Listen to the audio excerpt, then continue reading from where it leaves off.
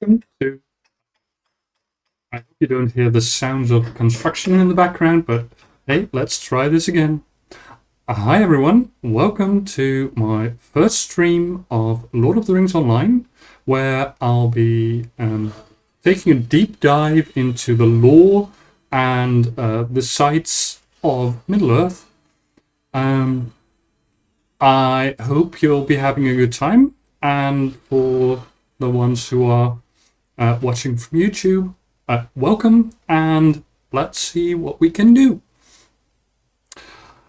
Obviously, I completely forgot about the fact that I should introduce myself. So, hi, I'm Elaine. I have been gaming for a long time, and I've been a massive fan of fantasy in particular, and especially the world that Tolkien so lovingly crafted. So, let's head on in.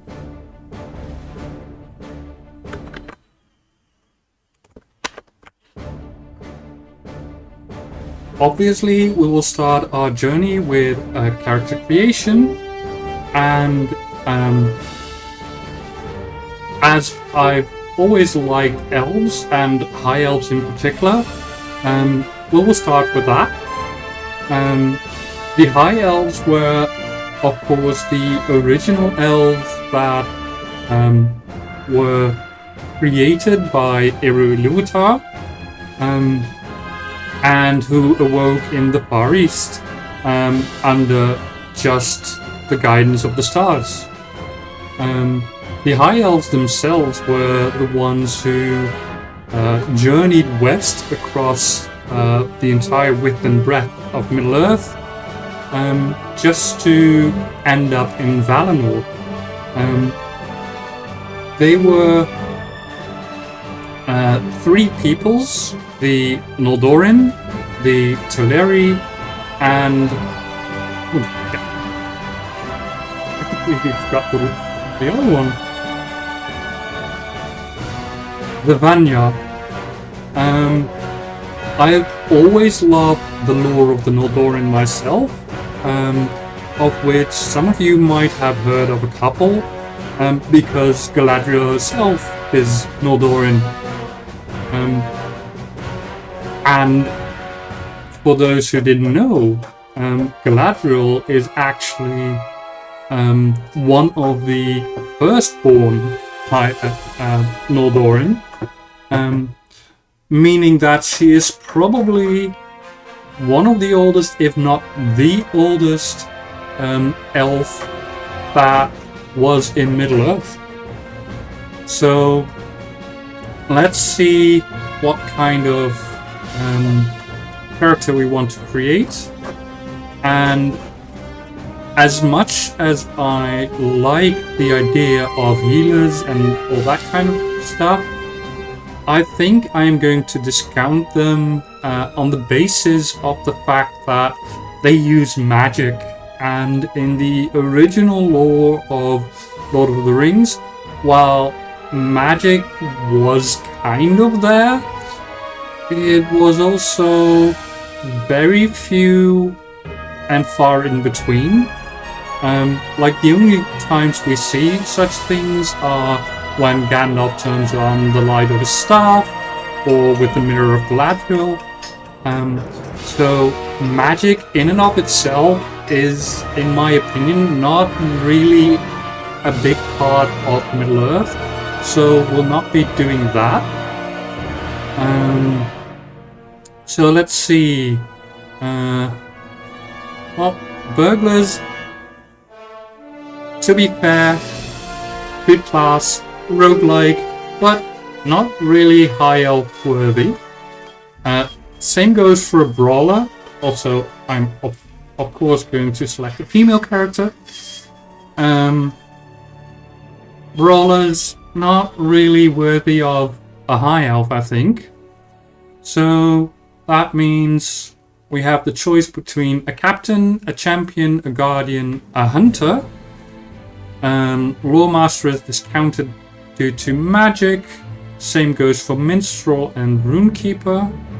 Let's check out the warden. Let's see what they do. They are mobile melee combatants who use javelins for initiating combat and against ranged foes. So kind of, you know, a sort of tank, but with the ability to throw, you know, their spears and be able to draw mobs to them. I kind of like the idea, but let's check what the others have to offer. Now, captains, they are basically warriors. They... Oh, my kitty wants some attention. Hey, panda.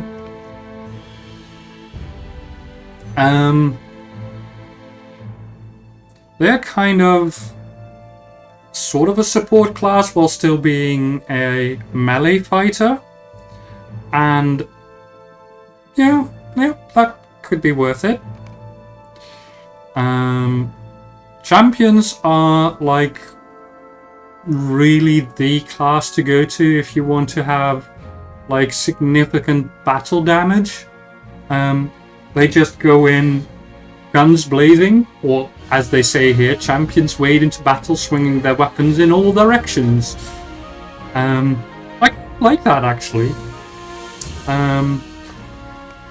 Guardians are absolutely the basic tank. I can't say any more than that. And hunters are the ranged class here. I think I'm going to go for a champion. I really like the idea of just having dual wield and just go in and see where it ends up.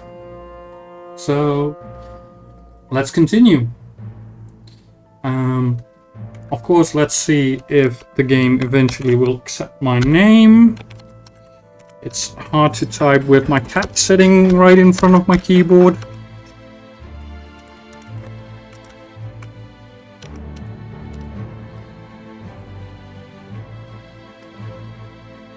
Come on, kitty, not there.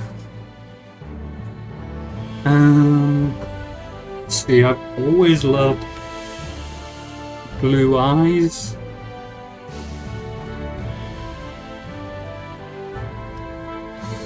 Aquamarine, probably not really Noldorin-like, because I think they more had like brown eyes, but I don't remember all of it. I mean, I love the lore of Tolkien, but I know people who are so much more versed in it than I. Obviously golden hair, nothing else will do. Let's see. The differences are mostly in setting of mouth and nose, I think. Now, I think this one, as well as the last one, I think. I like a good smile on a character, so let's go with that. And then hairstyle. As you can see, I really do like long hair, so I'll be looking for that. But I'm also looking for something that will fit the character that, you know, I'm creating. Even though I will say I'll probably go for a hairstyle that isn't exactly suitable for a melee type character. But hey, compromises. Now these we can all skip. This might actually do for a melee fighter. Let's keep that in mind.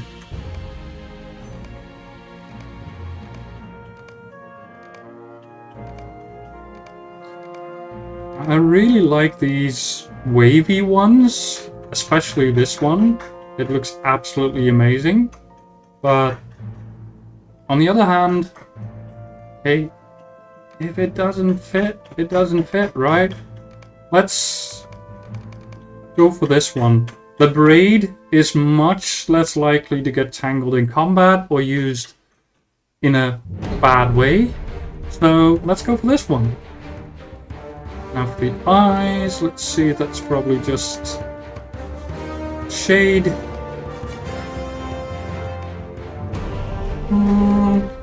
I like this one. There's some eyeshadow, but not too much, so it's not too thick.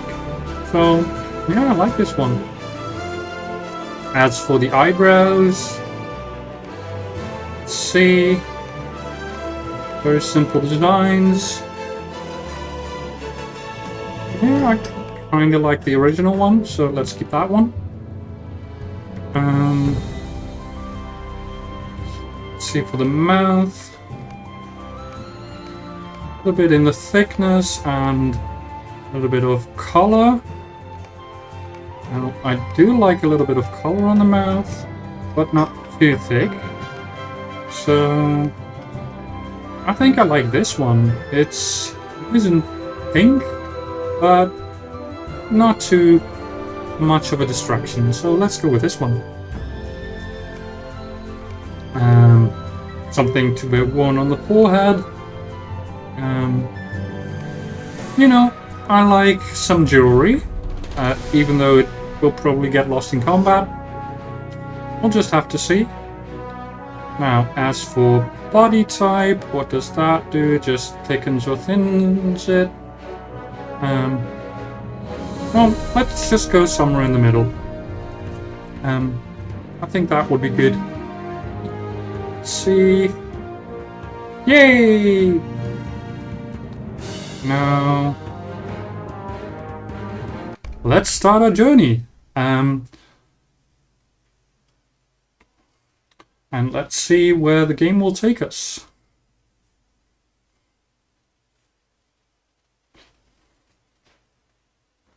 There we go.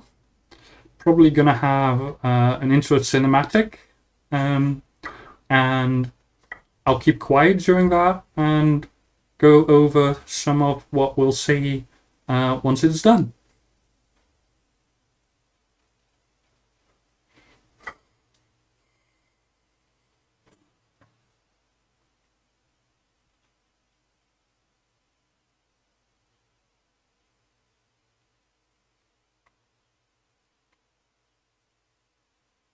In the year 3434 of the Second Age, a great alliance of elves and men assembled in defiance of the Dark Lord's will to conquer all the lands of Middle-earth. The High Elves, the Blessed of Valinor, who suffered the greatest wraths of Sauron and Morgoth the enemy, now seek to ensure that his evil is forever banished from the world. No intro cinematic here, but I can tell that this is what is in the lore called the Last Alliance. This was at the end of the Second Age. The Lord of the Rings we know is at the end of the Third Age. This is where Sauron was at his absolute strongest. He still had his physical body back then. And this is the prelude to the game that tells in short the story of what happened at that battle, where we'll be assaulting the dark gates of Mordor itself, the land of Sauron. Now let's click past a couple of these hints because I do not need them, and I will talk to Arthelin. Surely knows the mastery is ours in this battle. And she's basically telling us, I'm not going to read through all of the text, unless it's by a character I absolutely know and has quite an importance to the story. But she's telling us to attend the High King's address to the Alliance. If I am not mistaken, that's going to be Gil-galad, King of the Elves. And you can see that, indeed, it is High King Gil-galad. So let's follow her.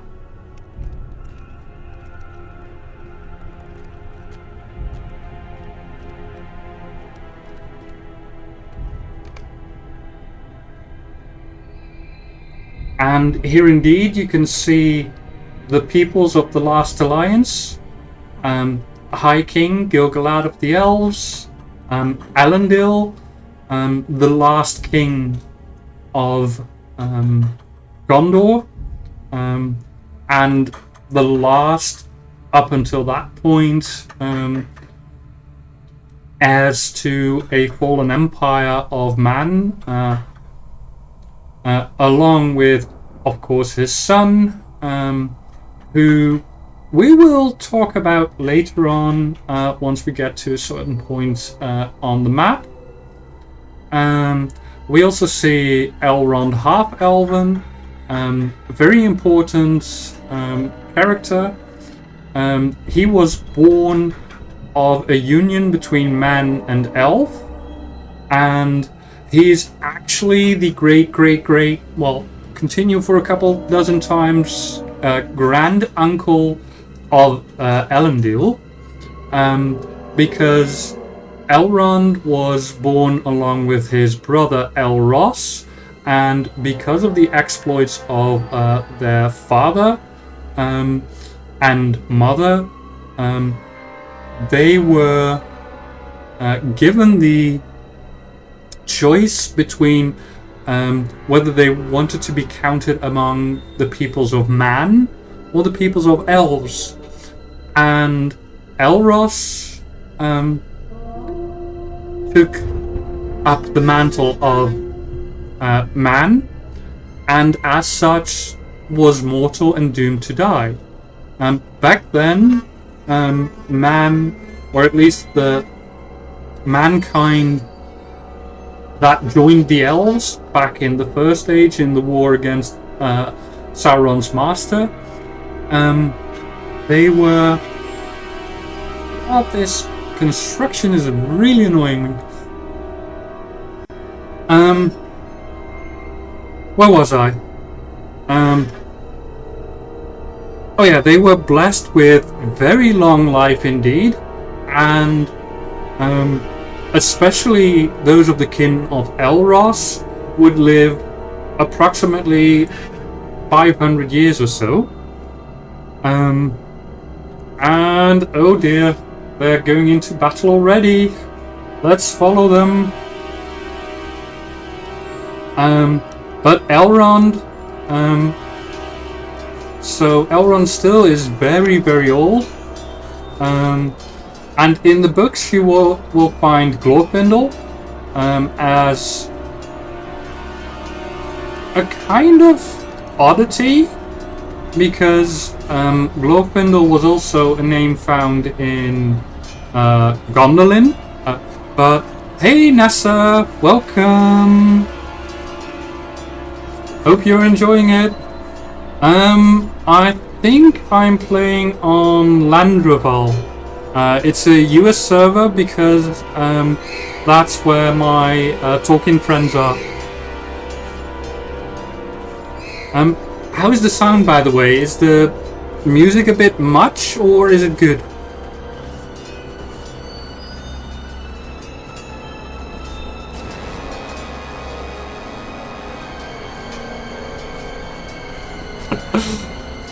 I'm sorry, I am intending this to be a completely solo playthrough, so no partying. Unfortunately, that also means no dungeon exploring. But it's entirely meant to just explore the world and go into the lore. Hope that's okay with you.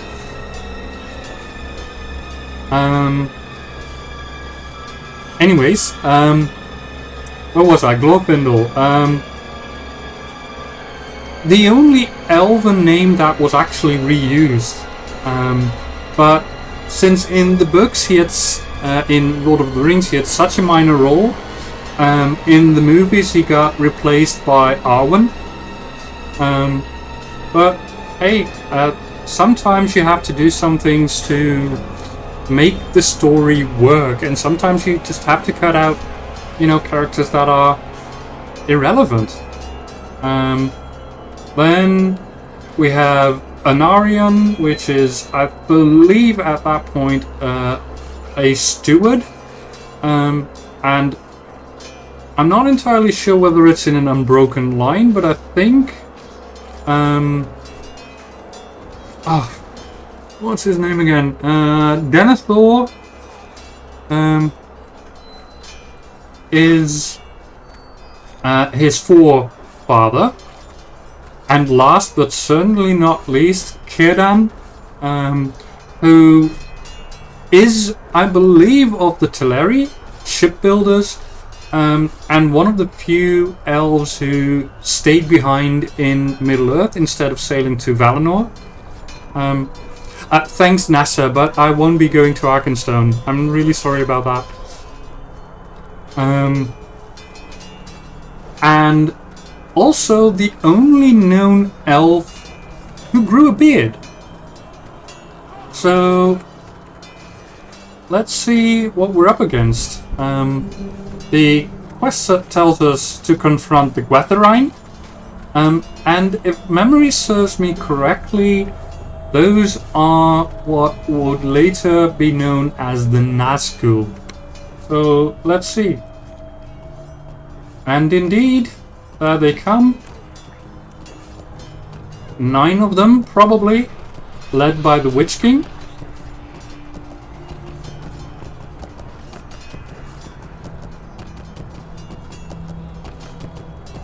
Slowly making their way forwards. Coming to tell us the will of their master. And as you can see, they all have specific names. And the only one that I don't recognize is the Forsaken Reaver. But Black Blade of Lebanon, Khand, Rune, Cursed Rider I also don't know, Southern, Harad and Nirn are all regions either to the south or east of Mordor. And those were the peoples who were first subjugated by the rule of Sauron.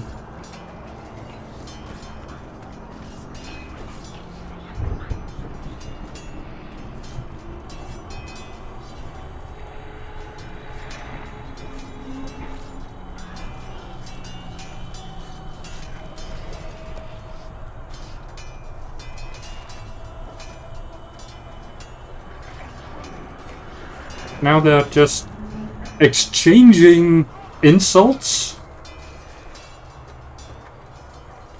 And now we're going into what Sauron really wants, and that's the Rings of Power. And there were 3 that were crafted before Sauron. Sauron was still fair and nice back then. But as soon as he learned the craft of ring crafting from Celebrimbor, he made, together they made quite a few rings that were of lesser power, but nothing really to speak of. But then Sauron crafted 9 rings for mortal men, and they had this side effect that they would elongate their lives up until the point that they would become wraiths, shadows of their former self, and in essence, kind of undead. Also were crafted, and I think those were crafted by Celebrimbor, 7 rings for the Dwarven Lords, as the 7 original, I think, or at least as of the original 7 Dwarven forefathers.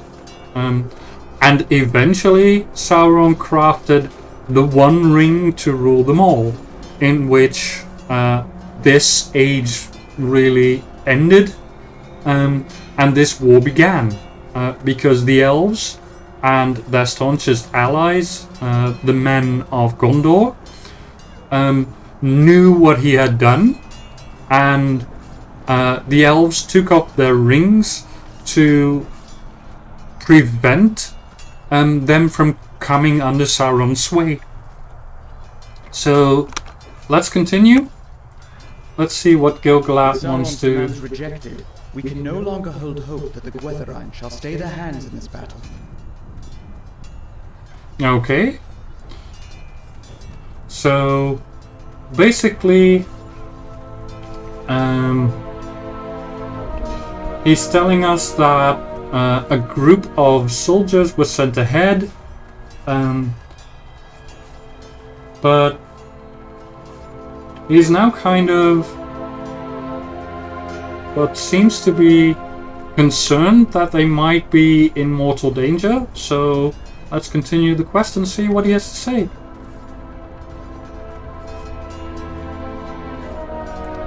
Now this is a cool word here, cool name. It's the Moranon, which is the Elvish name for the Black Gate. The original name for, well, basically the Westron, or name of men, the tongue of men, language of men, for the entrance, at least the western entrance, into Mordor. So let's see. We have here our quest marker, which is very helpful. So let's go find what happened to the men that Gil-galad sent ahead of him. In the meantime, I will be taking some damage here and getting rid of some of these pesky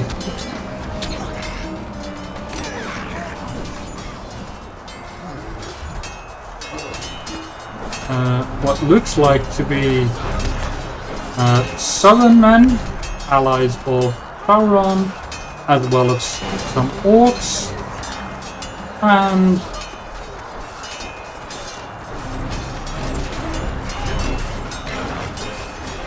then we continue on. Okay, this guy wants to tell me that he's found them, or knows where they are at least.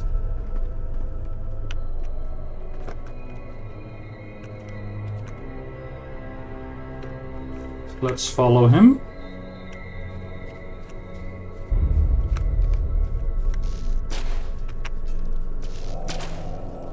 Ah, there they are. Megaril and Durnaith. I've never heard of them, but in the field, hey, that and happens. let us hope that the Alliance shall arrive to drive off the enemy's forces. Ah, Linden, one of the... I believe that's where the Grey Havens are. So we need to deliver the message from the High King to the Spears of Linden, which we're doing right now. One of the Gwytharin rode westward and scattered our numbers, but the other, he took Thelador. We need to rescue some wounded soldiers. Okay. Let's go. I don't know where exactly to go, but there we see a wounded soldier next to an orc warrior. So we rescue them by slaying our enemies, which is in this case always a good thing, because we really don't like orcs.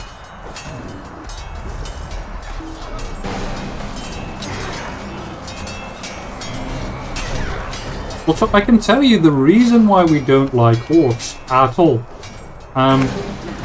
Because in the earliest days of when the elves were awoken, the original baddie, Morgoth, the Master of Sauron, was abducting elves to experiment on them and eventually turn them into shadows of their former selves and into his own personal army. So the orcs are, in fact, of elven descent, but completely and utterly corrupted. And that's why there is an undying enmity between the elves and the orcs. And let's go here into the Vale. Here we see one of the Nazgul. And we also see Thranduil. I'm not sure whether he was present at the last alliance, but it's okay. Thranduil is here depicted as a prince of the Woodland Realm. Obviously, at the time of the Lord of the Rings, he is the king. And the Woodland Realm is obviously, and of course, between Erebor, the Lonely Mountain. Oh dear. Spiders. And is a realm of elves, Moriquendi as we call them, dark elves, those who did not go on to see the light of Valinor, and the light of the trees. Okay, have to kill some spiders.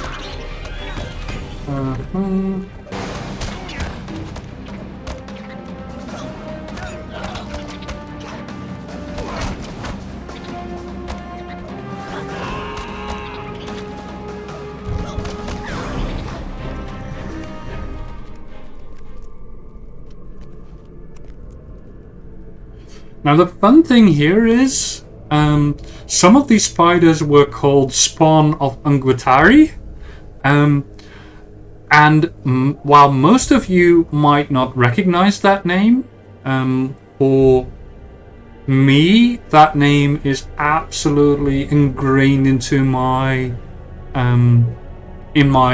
memories and in my brain, because Ungwatari is none other than Shelob. And that has a complete tale of its own. But let's suffice it to say that Shelob is the daughter of one of the oldest creatures in the entire world. Obviously her mother, well, again, an entire tale of its own, and we'll see if we will get there at a later point, and I think we might, but we'll see. But her mother did not survive her own hunger, let's put it that way. So let's continue talking to Elrond, and we need to get back to the forward garrison. Yeah, they call her the Spider Queen, and indeed her mother, Ungoliant, mother of Shelob, is no longer in this world. And I will actually read this because this is a really good point of lore.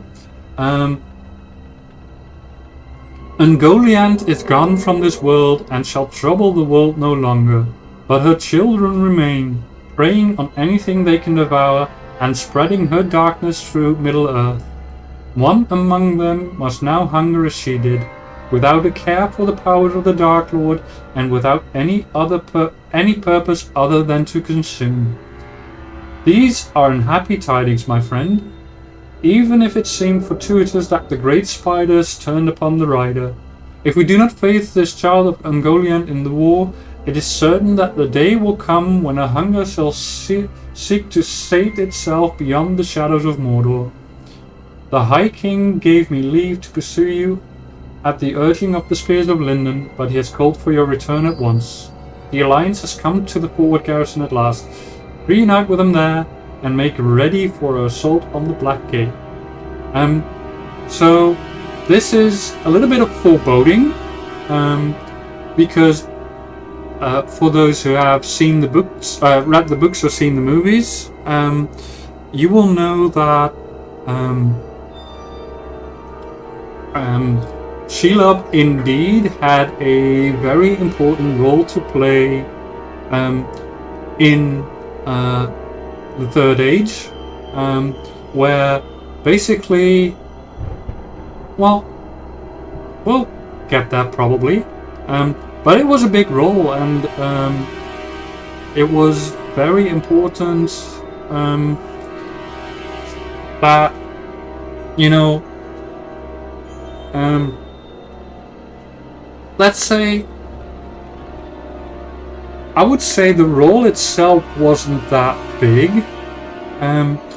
but it did help in some very important character development for both Frodo and Samwise, especially for Samwise, I think.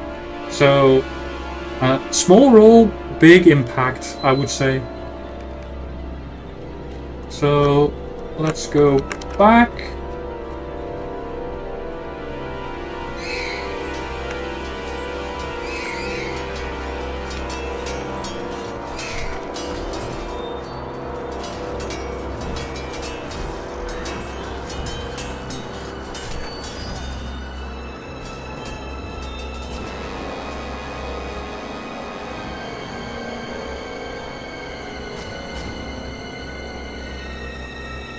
So here we are with the Men of Gondor. Our paths are now divided, dear friend. May the light of the Valar shine upon us. Some more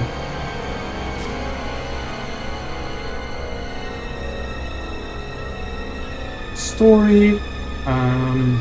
Durin's Folk, one of the Dwarven peoples. And we are to talk to Slagar the Crafty. Nah. Let's go. At your service. Or perhaps you and are mine. The enemy is apparently using barrels of black powder to set our forces aflame. So we're gonna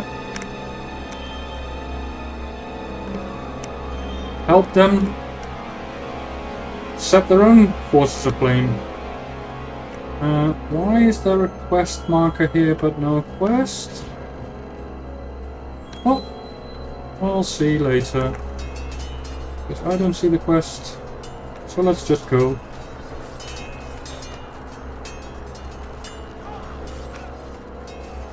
There we see the barrel. The goblin near it.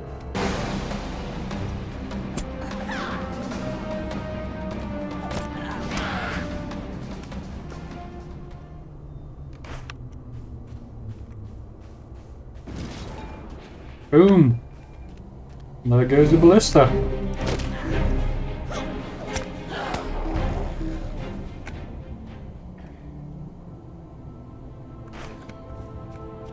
Now, one of the things this game does is actually make you face your enemies or the items you want to use.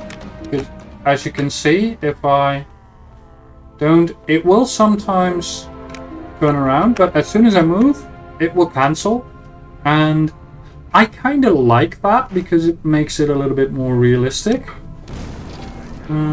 Ouch.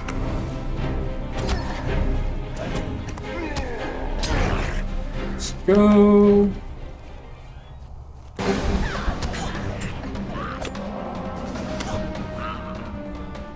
Let's get that barrel.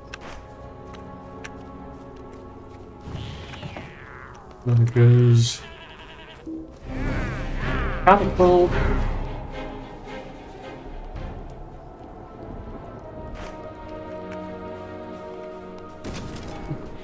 One more to go.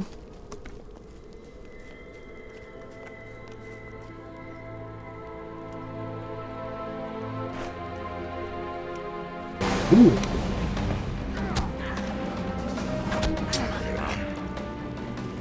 There are hoofprints to follow. But first, this archer would really like to lose its life. Okay, I will happily oblige.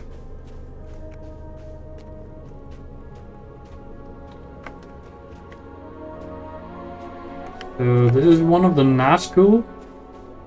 I don't know where it's gonna lead us, but probably somewhere important.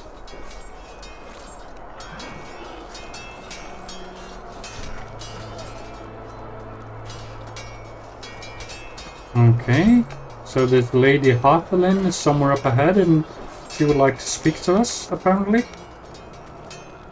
So let's not keep her waiting for too long.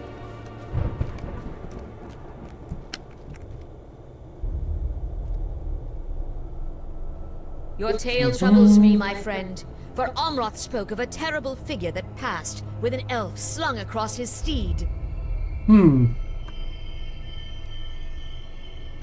So apparently there has gone something amiss with the Elves of Lorien, and only Prince Amroth remains on the field.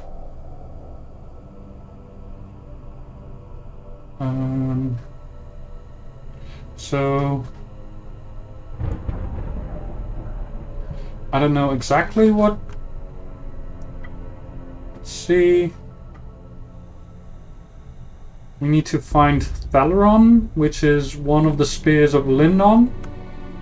So let's go and find him.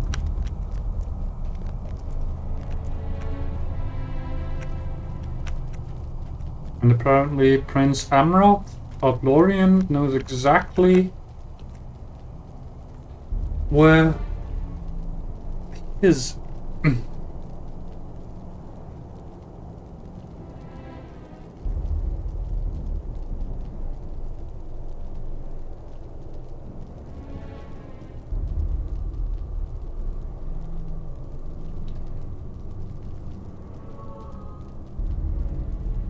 Okay, so he's told us that indeed the rider we were following was one of the Nazgul, and he had an elf slung across the back of his horse.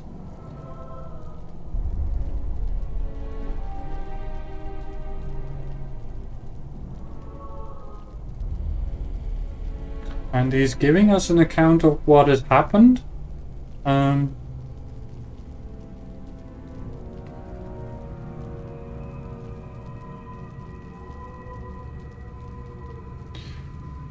And he thinks that the Nazgul left him be because maybe he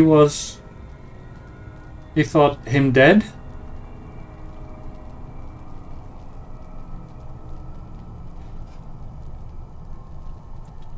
And apparently the Nazgul took the elf to a camp of Easterlings. So we'll probably be going there to see if we can rescue this. If the Witch King has taken Thaleron to the Overlook, we Thaleron. must pass through the Thaleron Easterling was- encampment ahead.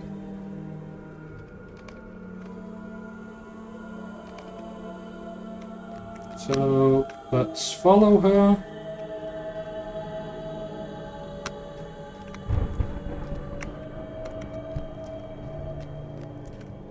And as always in these kinds of games, the AI is not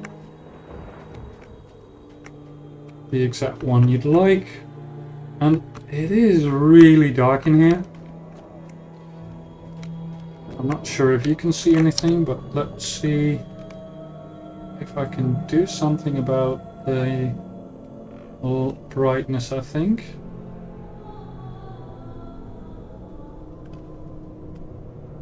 Maybe also a little bit of ambient light. Looks a little bit better, I think. Now, our guide has gone up ahead. Luckily we can see on the minimap where she is. And now we can see her through the trees.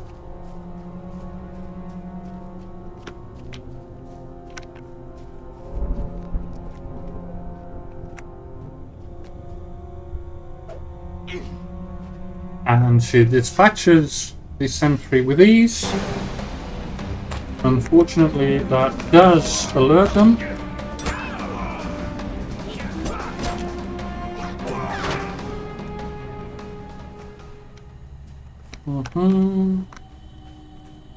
So now we probably have to go up this path. Get rid of any sentinel we see along the way.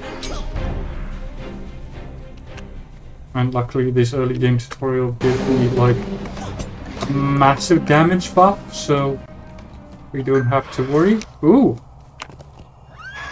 There's the Nazgul horse. So we must be getting close.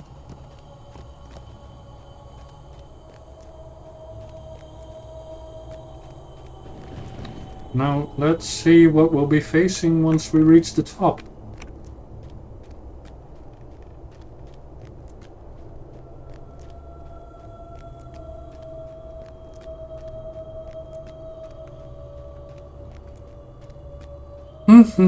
Nearly there.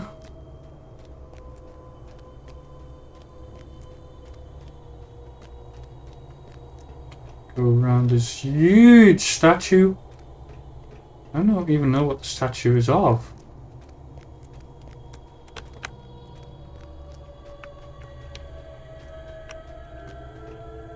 Let's see. Let's go up these stairs.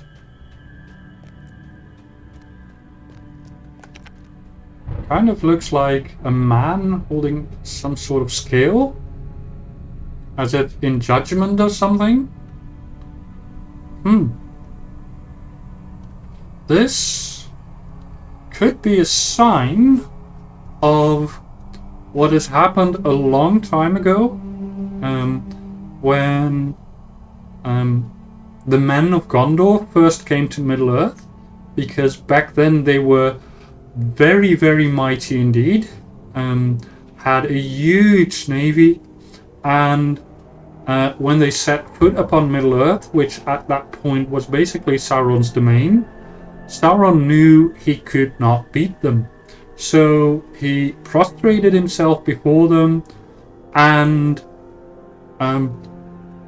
basically became their prisoner of his will, of his own free will. And this statue might actually be a memory of those long forgotten times.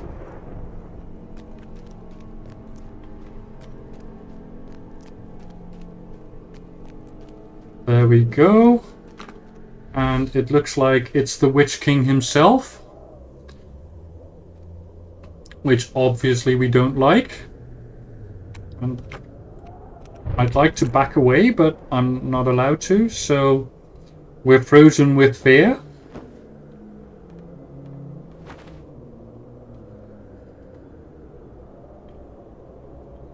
And he's basically telling us that the elf we're looking for has been taken to the dungeons of Gil-galad, to the dungeons of Barad-dûr, the Black Tower, and we're now stabbed with a Morgul knife, which, as the Lich King hopes, will change us irrevocably into a servant of the dark. And we wake up somewhere completely different. I don't really recognize this place, but it looks elven, really green and lustrous, and this nice bed. So basically we have to do an emote here. So hey, we mumble a little bit, and apparently we've been sleeping for a long time, which is kind of weird.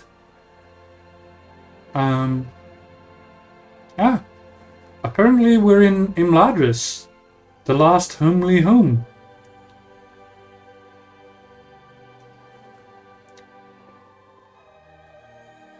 I need something to drink. And we fall asleep yet again. And now we're awake. So let's take in the sights here. So this is a completely covered hallway, but still with the greens of a forest all around. And if you look at all the carvings, it's absolutely gorgeous. The banners, the pillars, even the lights are of intricate artwork. It's absolutely beautiful. So let's go and find someone to talk to, because we have absolutely no idea what happened here. So It brings me great joy to see you upon your feet once more, my friend. let's see. So Elrond explains to us, after you fell, we attempted to heal you upon the battle plane, but the Witch King of Angmar had dealt you a grievous injury, one unlike any dealt to our peoples before the hands of the Dark Lord. The decision was made to return you to Imladris, far from the lens of the enemy. You suffered for years in restless agony as my healers worked to free you of the evils that lingered in your wound. When the war was ended, I returned to aid them and learned much of healing the foul wounds of Morgul steel. When at last you could rest, you did so for many long years. Despite my efforts, your strength has diminished greatly. It may take a great time, but I believe you shall again know the power that lies within you. Okay, so apparently the game is telling us, hey, this prologue was nice, you had lots and lots of power, but because you've spent years and years and years in a deep slumber, here's a reset button. And I like the way they've done that. So we can start fresh, but with a glimpse of what we could become. So, yeah.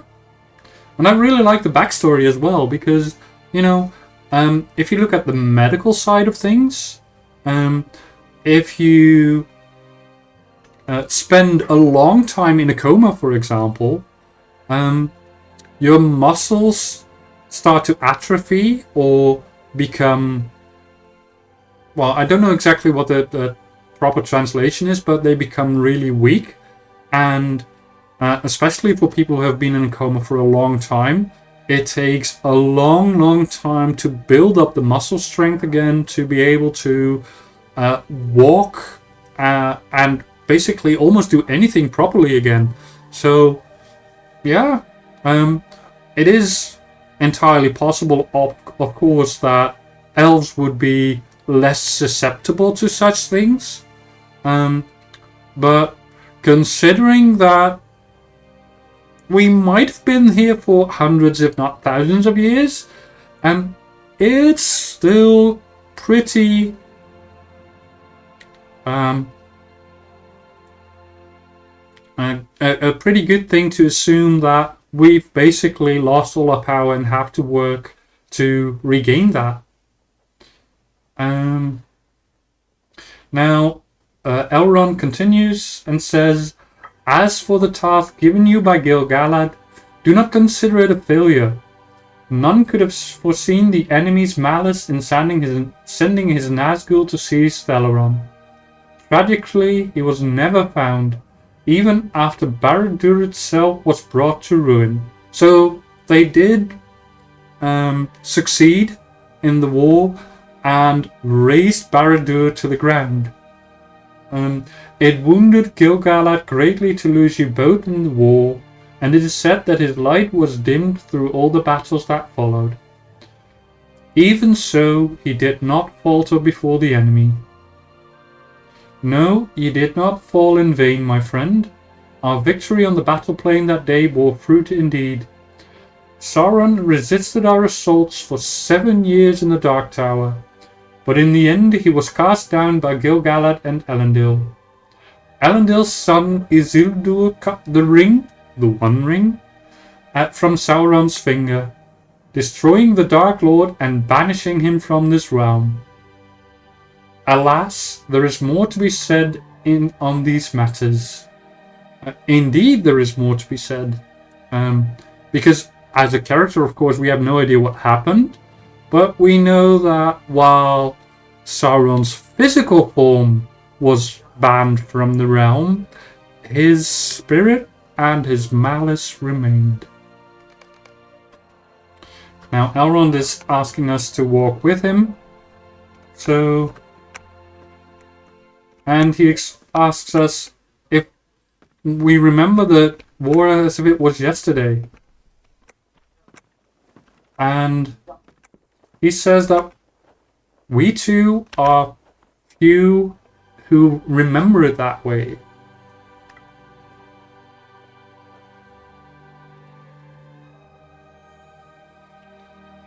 And unfortunately, he tells us that Gil-galad and Elendil were killed in that last battle. And indeed, the world passed into the Third Age.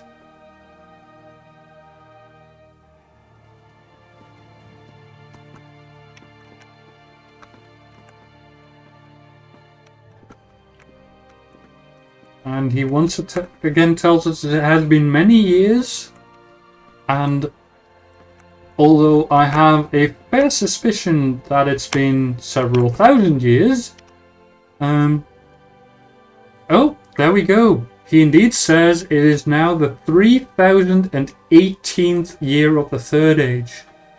That means we've been asleep for over 3,000 years. And even if the world has changed around us, Imladris has not.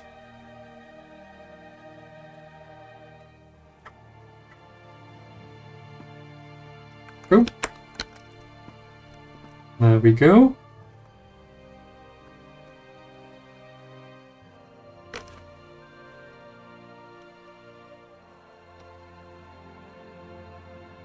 "3,000 years asleep." Can you imagine that?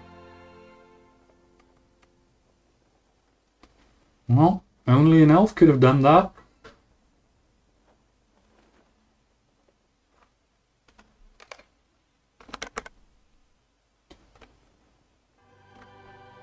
We're tasked to check up on someone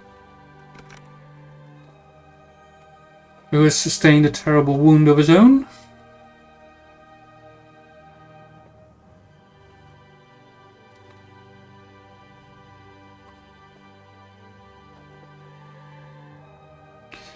Apparently he is not quite woken yet, although his wounds are healing, and healing well. We won't be traveling with him, unfortunately. So let's go back to Elrond. Much has changed since we last traveled together from Imladris, my friend. We have to reclaim our armor, which obviously is not the armor we were wearing during the war, but our first time armor as a new, as if we were a new warrior in the world.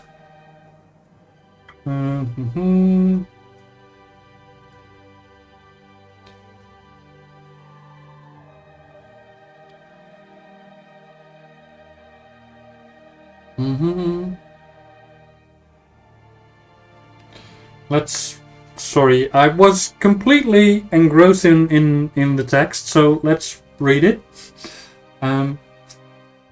It is unfortunately to hear of Hithgold's and continued ills, but I would hope he shall soon recover as you have.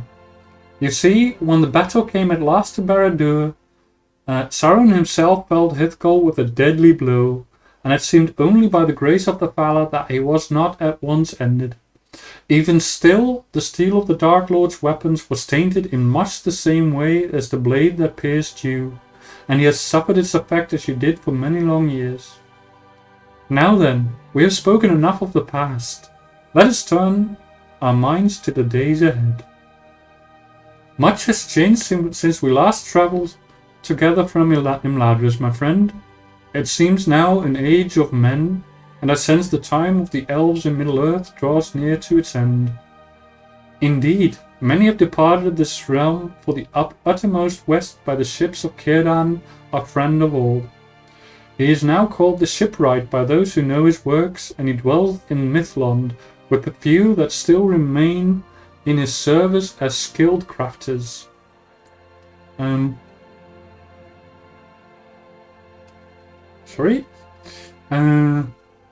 Much of the wood used by Círdan is ferried to Mithlond by way of the port of Calendim along the Eret Luin.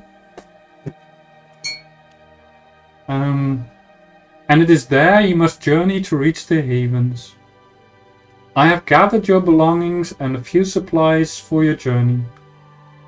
I have set your ring in its case upon the table across the room, and your armor rests in a chest at your bedside. It is still marked from battle, but time has not worn it elsewise.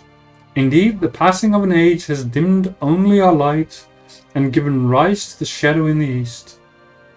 Concerning such matters, I have also prepared for you a tome of writings on the history of the Third Age thus far.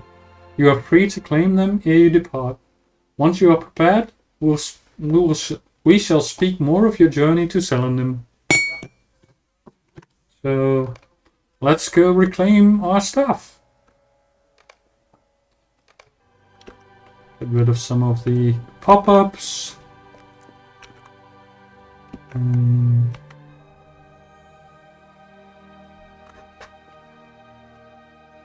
Let's carefully collect our stuff.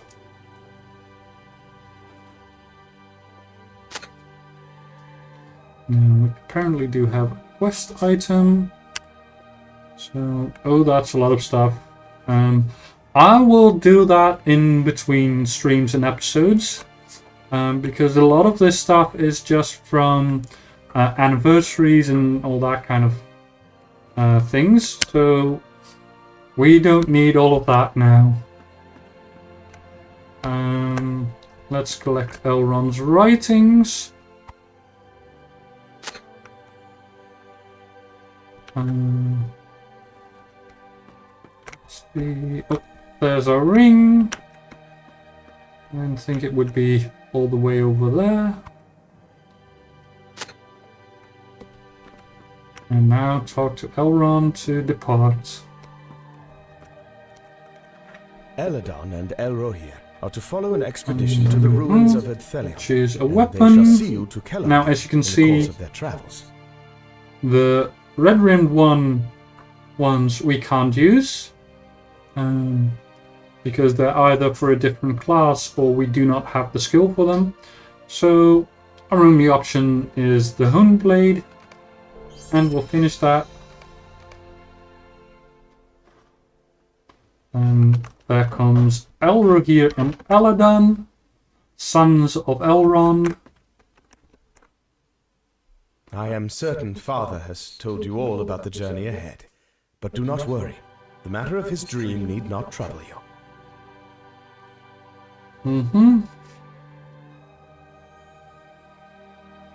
So these are peaceful times yet, I think. Just before the War of the Ring. So we can just travel safely towards Celandum.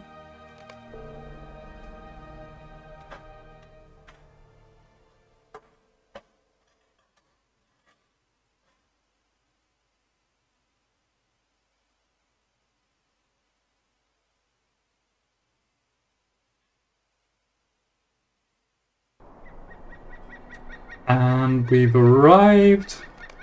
Let's get rid of all these pop-ups again. Now we can see that this is kind of a port town along a river at least. And we don't know exactly where it leads, but we see an elven ship being built in the distance. Some fishing nets here. So, a typical river town, I would say. We also see on the minimap some quests available. Probably also some seasonal quests, which I will probably not be doing. But I'll have a traipse around town in between episodes, get some things sorted out, my inventory, all that kind of thing.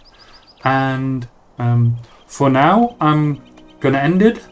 And I will see you next time. Goodbye.